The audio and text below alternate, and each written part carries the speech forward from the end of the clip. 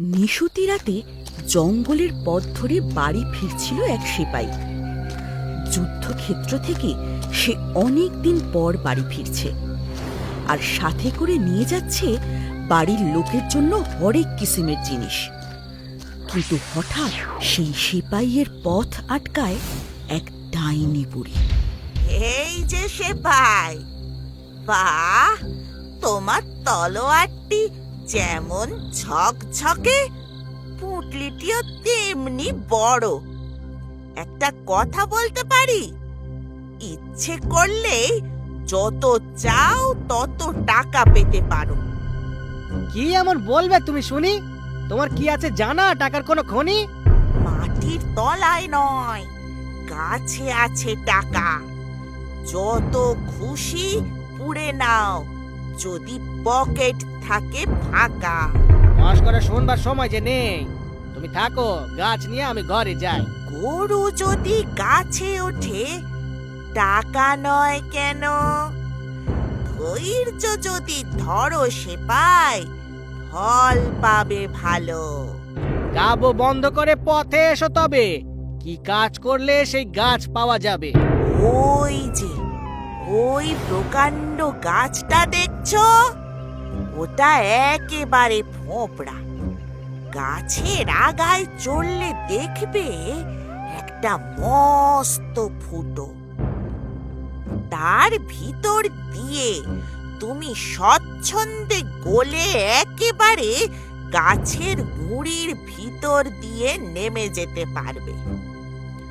আমি তোমার কোমরে একটা দড়ি বেঁধে বসে থাকব। তোমার কাজ হলেই আমায় ডাক দেবে, আর ডাক দিলেই আমি তোমাকে টেনে তুলব। আচ্ছা, সে না হয় বুঝলাম, কিন্তু আমার কাজটা কি? কোন অসাধ্য সাধনের জন্য আমায় তুমি গাছের মধ্যে পাঠাচ্ছ শুনি? টাকা আনতে হবে, টাকা। তলায় পৌঁছলেই দেখবে একটা চওড়া পথ চলে গেছে। প্রচুর আলো পাবে, 100-র বেশি বাতি জ্বলছে সেখানে। তারপর দেখবে 3টি দরজা, প্রত্যেকটির গায়ে চাবি লাগানো। প্রথম দরজা খুলে যে ঘরে ঢুকবে, তার মধ্যেখানে মেঝের ওপর দেখবে একটা মস্ত সিন্দুক। সিন্দুকের ওপর দেখবে একটা সিংহ বসে আছে। ও বাবা, সিংহ! তাই নিয়ে তোমার মাথা ঘামাতে হবে না। আমার এই বেগুনি চাদরটা তোমাকে দিচ্ছি।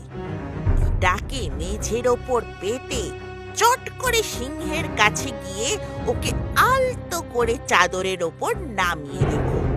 ব্যাস, আর কোনো সমস্যাই হবে না। তারপর থেকে তোমার ভালো সময় শুরু। কুবের দেবতা তোমার 2 হাত ভরিয়ে দেবে। মানে, তারপর সিন্দুক খুলে যত খুশি পয়সা কড়ি বের করে নিও, তবে ওতে তোমার পয়সা ছাড়া কিচ্ছু পাবে না। ও বেশি, যদি তোমার রূপ বেশি পছন্দ হয়, তাহলে পাশের ঘরে গেলেই হলো। সেখানে দেখবে একটা কুকুর রয়েছে পাহারা। তাই দেখে একটুও ভয় পেও না। ওকেও আমার চাদরের ওপর নামিয়ে রেখে আয়েশ করে সিন্দুক খালি করতে পারবে। অবশ্য তামার উপর চাইতে যদি তোমার সোনা বেশি পছন্দ হয়, তাহলে 3য় ঘরটিতে যেও। সেখানকার সিন্দুকের পাশে রয়েছে একটা হাতি। কিন্তু তোমার কোনো ভয় নেই।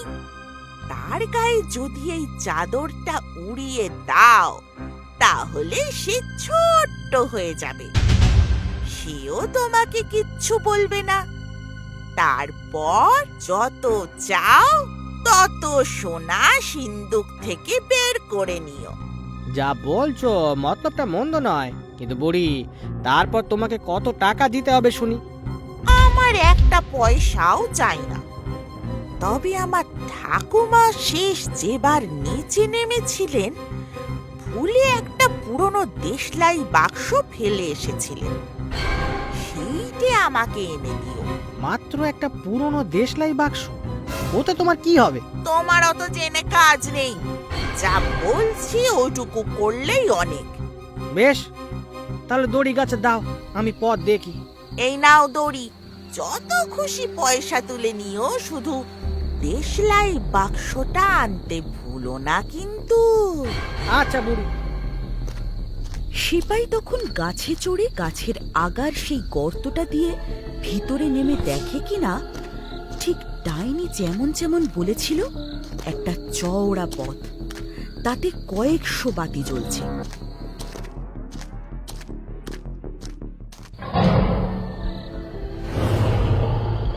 ওরে বাবা, এই সিংহটা তো মনে হচ্ছে আমার দিকেই কটমট করে তাকিয়ে আছে। না না, আমার ভয় পেলে চলবে না। বুড়ি বেশ আসার সময় কি একটা বলেছিল। হ্যাঁ হ্যাঁ হ্যাঁ, মনে পড়েছে। ওটাই বরং ব্যবহার করি। বাহ, লক্ষ্মী সিংহ, সোনা সিংহ, তামা সিংহ, রূপ সিংহ। যাক বাবা, সিংহটার তো একটা ব্যবস্থা হলো। এবার পয়সাগুলো পকেটে ভরি।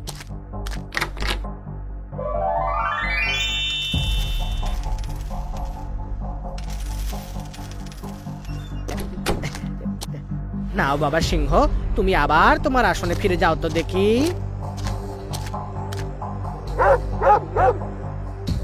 ওরে বাবা, হে কুকুরটা কত বড়! আমার দিকে অমন করে তাকিও না তো বাবা, ওতে তোমার চোখ খারাপ হয়ে যাবে।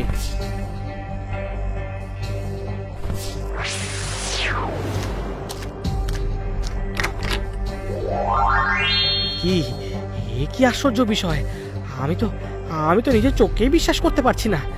এই যে রূপোর ভান্ডার! ইস, ছি ছি ছি ছি ছি ছি, আমার মতো মানুষের পকেটে এই সস্তা তামার পয়সা একদম মানায় না। দূর করে দিই, এগুলোকে দূর করে দিই। আমার পকেট ভরবে শুধু রূপোতে।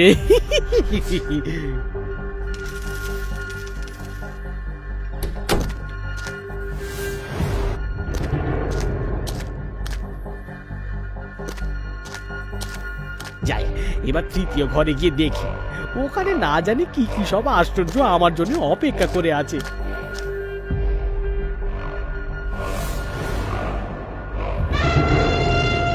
না বাবা, এই হাতের সাথে কোনো রকম পাঙ্গা নেওয়া ঠিক নয়। যত শিগগির কাজ করা যায় ততই ভালো।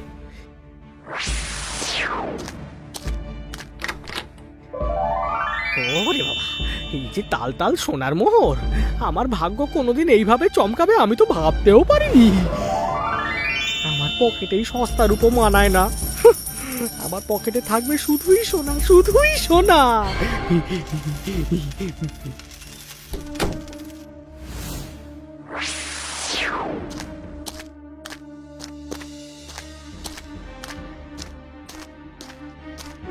ওই ডাইনি বুড়ি, এবার আমাকে তল দিকে নে। দেশলাই বাক্স পেয়েছো? ওই যা, একেবারে ভুলে গেছিলাম। দাঁড়াও 1 মিনিট দাঁড়াও। নাও, এবার তোলো।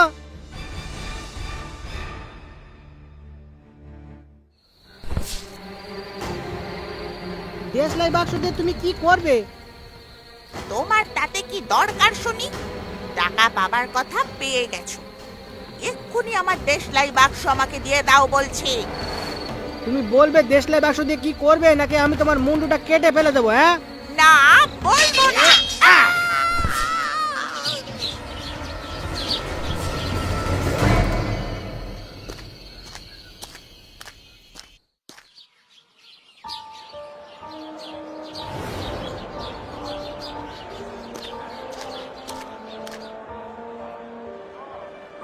এই শোনো তোমরা, আমি হলাম এই শহরের অন্যতম ধনী ব্যক্তি। আমার খাতিরদারিতে যেন কোনো খামতি না থাকে।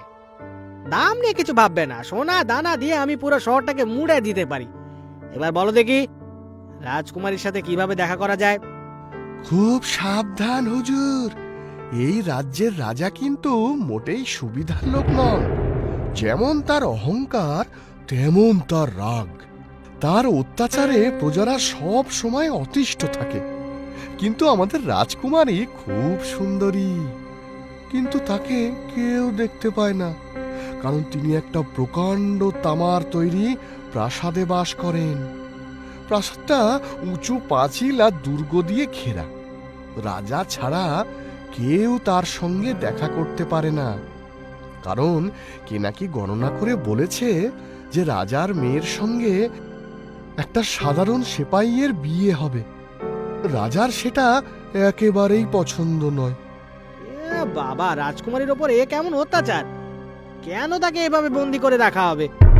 তারও তো অধিকার আছে এই সুন্দর পৃথিবীকে দেখার। তাকে এইভাবে নজরবন্দি করে রাখা রাজার একদমই উচিত কাজ নয়।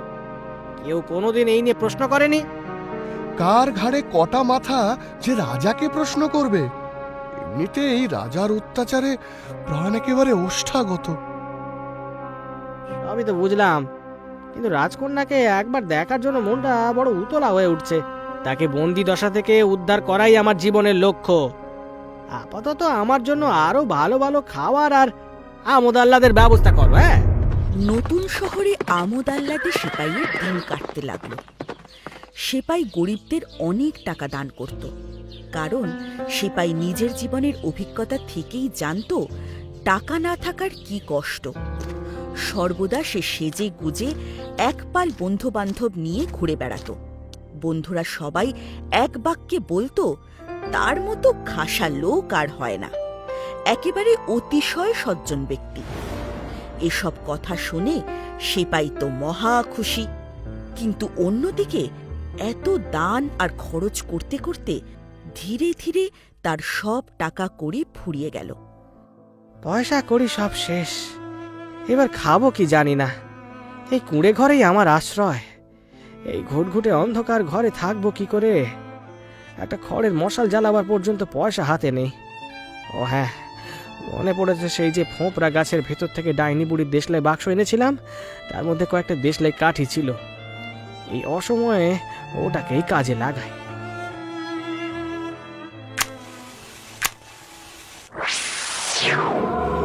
এ বাবা, এ কি হচ্ছে? আমি তো কিছুই বুঝতে পারছি না।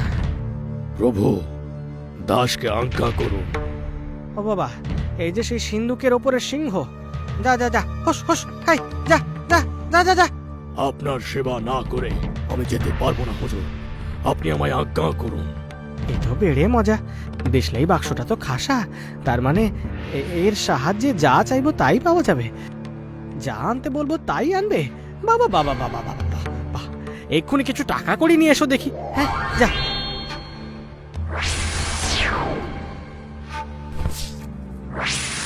আচ্ছা আচ্ছা, এতক্ষণে ওই চমৎকার দেশলাই বাক্সের আসল গুণ বোঝা গেল। ডাইনি বুড়ির বলা কথা অনুযায়ী আমি নিচে গিয়ে প্রথম ঘরে পেয়েছিলাম তামার ভান্ডার, অর্থাৎ একবার দেশলাই ঘষলে তামার সিন্ধুকের সিংহ আসবে। দ্বিতীয় ঘরে পেয়েছিলাম রূপোর ভান্ডার, তার মানে দুবার ঘষলে রূপোর সিন্ধুকের পাহারাদার কুকুর আসবে। আর তৃতীয় ঘরে পেয়েছিলাম স্বর্ণ ভান্ডার, অর্থাৎ তিনবার ঘষলে তখনই সোনার মোহরের ওই বিকটাকার পাহারাদার হাতি এসে হাজির হবে। উরি উরি উরি উরি উরি। আর জীবনে কোনো কিছু চিন্তা রইল না। তার মানে আমি আবার এই শহরের অন্যতম ধনী ব্যক্তি হয়ে যাব। আবার মাথা থেকে পা পর্যন্ত নতুন পোশাক কেনা যাবে। বন্ধু বান্ধবরা আবার আগের মতোই ভালোবাসবে।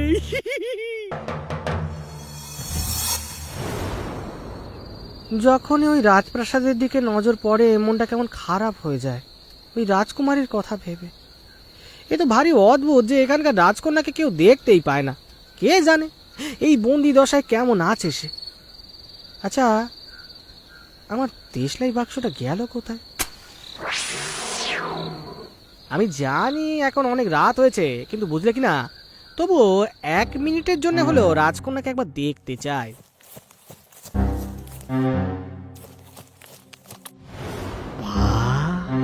কি সুন্দর দেখতে, কি অপরূপ রূপসী।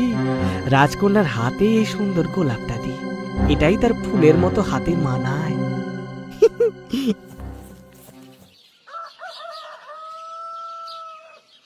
জানো বাবা, কাল রাতে আমি বড় অদ্ভুত স্বপ্ন দেখেছি।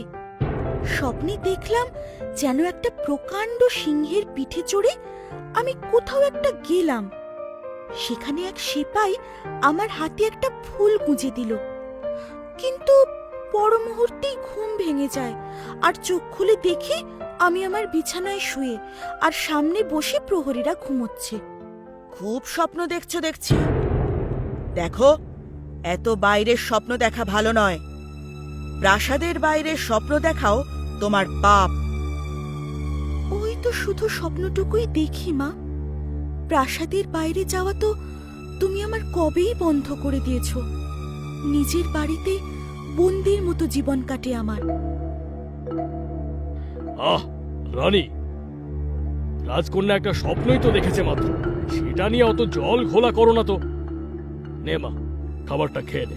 দাসী বলল প্রতি রাতে একটা সিংহ রাজকুমারীর ঘরে আসে আর ঘুমন্ত অবস্থায় তাকে প্রাসাদের বাইরে নিয়ে যায়। কিন্তু ওই সিংহ নির্ঘাত জাদু জানে, তাই প্রাসাদের কেউ সেই সিংহের পিছু নিতে পারছে না। আমায় ওই সিংহের মালিককে খুঁজে বার করতে গেলে অন্য পথ নিতে হবে। রানী কিন্তু ছিলেন ভীষণ বুদ্ধিমতী ও বিচক্ষণ। রানী একটা ছোট রেশমের থলি নিয়ে সেটাকে ময়দা দিয়ে ভর্তি করলেন। তারপর সেই থলিটাকে ঘুমন্ত রাজকুমারীর কোমরে বেঁধে দিলেন। তারপর থলির গায়ে ছোট একটা ফুটো করে দিলেন, যাতে রাজকুমারী এতটুকু নড়লে চড়লে ফুটো দিয়ে একটু একটু করে ময়দা ঝরে।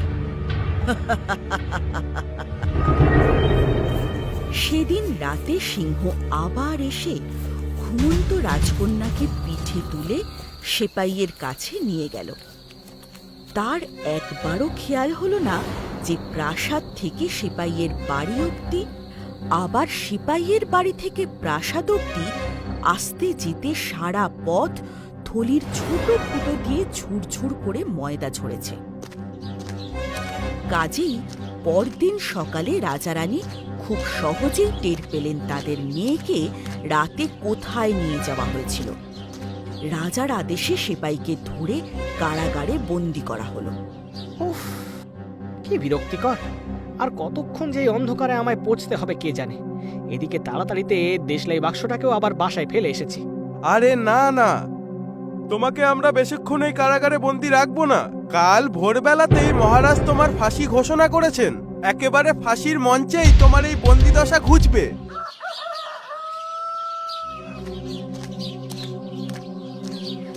ও ভাই, থামো থামো থামো থামো, অত তাড়া কিসের? আমি না গেলে তো মজা আরম্ভই হবে না। আমি তো আসো, কিন্তু তার আগে যদি এক দৌড়ে আমার বাসায় গিয়ে আমার দেশলাই বাক্সটা এনে দাও, তাহলে সোনার কয়েন পাবে। প্রাণপণে ছুটতে হবে কিন্তু।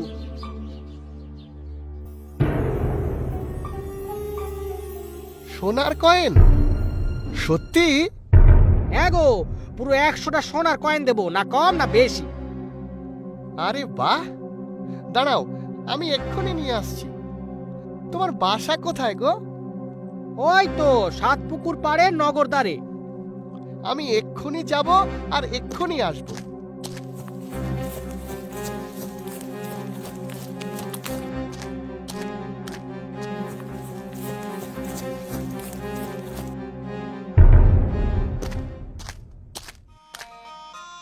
আমার একটা শেষ ইচ্ছে আছে মহারাজ। কি ইচ্ছে? আমার দেশলাই বাক্স থেকে কাঠি বার করে আমি একটু কান খোঁচাতে চাই। মহারাজ, হাসির আসামির সেই ইচ্ছে রাখাটা আপনার দায়িত্ব। আচ্ছা বেশ বেশ, তোমায় কান খোঁচাতে 5 মিনিট সময় দিলাম।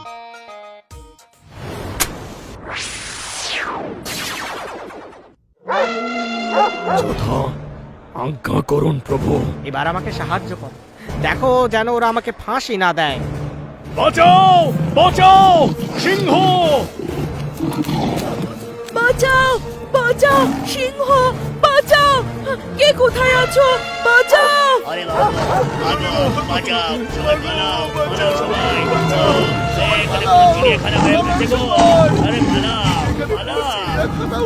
আরে এখানে পুরো চিড়িয়াখানা উঠে এসেছে গো। আরে পালাও, পালাও গো, পালাও। ও সেপাই, তুমি আমাদের এই অত্যাচারী রাজারানীর হাত থেকে মুক্ত করেছো। তোমার সাথে রাজগুরুর ভবিষ্যৎবাণী মিলে গেছে।